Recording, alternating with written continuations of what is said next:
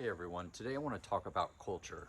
I just got done watching that Netflix documentary series on Uber and the evolution of Uber as a company. And I'm not going to pass any judgments on this video with regard to what I watched, other than if you watch it, be ready for lots of profanity. But it was a fascinating look, at least at one person's viewpoint or a group of people's viewpoints of what the culture of that company was like as it was growing and becoming what it became. Obviously, all of us can look at Uber today and understand the incredible impact that it had on our lives, to the positive in terms of how we ride share and the evolution of the use of technology. And I'll just say a frictionless transition of a service to make it as easy as possible from the provider to the user. And I think that nobody will ever question what Uber was able to accomplish in that regard. It made me think a lot about culture, though, because culture is very, very important to me in our company at the Lifestyle Group.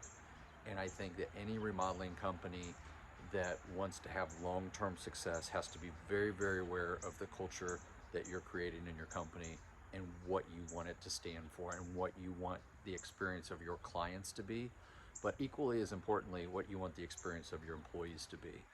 So my father a long time ago said there's a three-legged stool, and that three-legged stool has the shareholder, the employees, and the customers. And without any one of those three legs being taken care of fairly or equally, that stool's going to fall.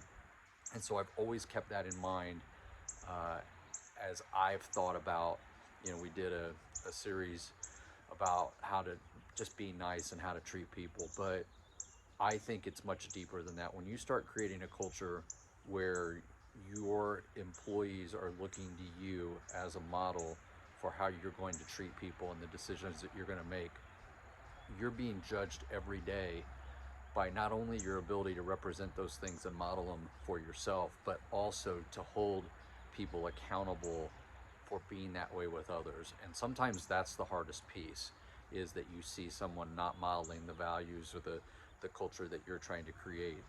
And in the busyness of a given day and in the chaos, you don't really remember to stop and address that, hey, there's a certain way we want to do things here, and if we do things this way, we're all going to be successful. So just as a brief example, in our company, the Lifestyle Group, let me back up. So I had a boss in the banking business in the 90s. His name was Terry Gentry. Fantastic boss and a really good mentor for me. And I always remember that he had what he called Lou's List. It was a list of things that Lou Holtz had put together back years and years ago. And it was, number one, do what's right. Number two, always do your best. Number three, treat others the way you want to be treated. So that became known to me as Lou's List. And in our company, from a core value perspective, that's the list. There's a couple other things that we add to that. Like we want to do a good job earning somebody's project so that we get them all the rest of their projects for all the rest of their years. There's a few add-on things like that, but the core of what we want to be and what we are and how we want to carry ourselves every day is do what's right, always do your best, treat others the way you want to be treated. And if everybody meets that standard, we're going to be fine. There's no problem that we can't deal with, because problems happen every day. If I got wound up and upside down every time a problem happened, I would literally be in the fetal position in the corner of my office all day, every day, because problems just happen all day, every day. And so it's not about that. It's actually, how do you react when a situation comes up, and how do you treat others when you're dealing with a difficult situation? And then how do your people interact amongst one another? And I think that's my biggest challenge personally. If I'm being a little vulnerable, it's not like I do my best every day to model how I want us to be. And I have many people who live those values without fail. But every once in a while, I'll fall down not holding somebody else accountable to being that way with others. Like, I would never yell at one of my employees, or if it's happened, it is very, very rare over the years, and they would really know I was upset about something. But I don't want one of my employees treating somebody else poorly and making it uncomfortable for them. That's a culture thing. And so I think what happens over the long run is if you have really good culture, then you have some staying power because you'll have people that don't want to leave. You'll have people that understand that you may not be able to give them the most money in the world or the most of this or that, but you can do a lot of things to be a really good partner to them and they know it. And so then um, as I think about what's most important, I think it's creating an environment that people want to work in every day, that they want to work with others, that they like the people that they're around.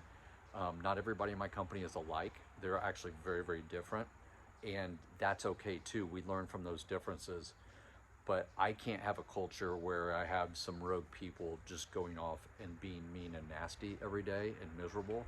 Um, that doesn't work because that's going to bring the entire team down.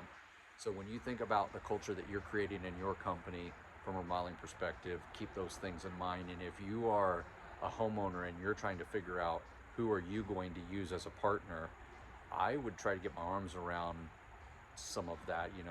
How are the people that I'm interacting with? And I'm not just talking about the one person that comes to my house.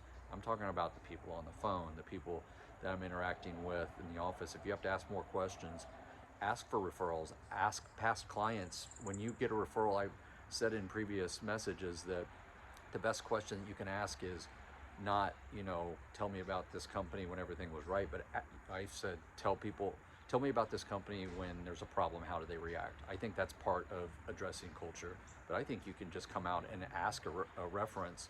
What's their culture like? What are the people like? What's the interaction like day to day? Is everything a fight? Or are they really agreeable and helpful and they want to be a really good partner? You'll get a sense from past clients what they think about that. And you'll get some examples even if you don't ask for them, and those are good things. I think you want that information as on the homeowner side. But if you're a remodeler, I would do everything I could to build a foundation of a really solid culture, and then you have to live those values. Like, you have to live them. If you don't, they'll see right through you, and then I think you're setting yourself up for a lot of turnover, a lot of problems, and a lot of heartache, and you'll make your life a lot more difficult. So hope that's helpful to everyone.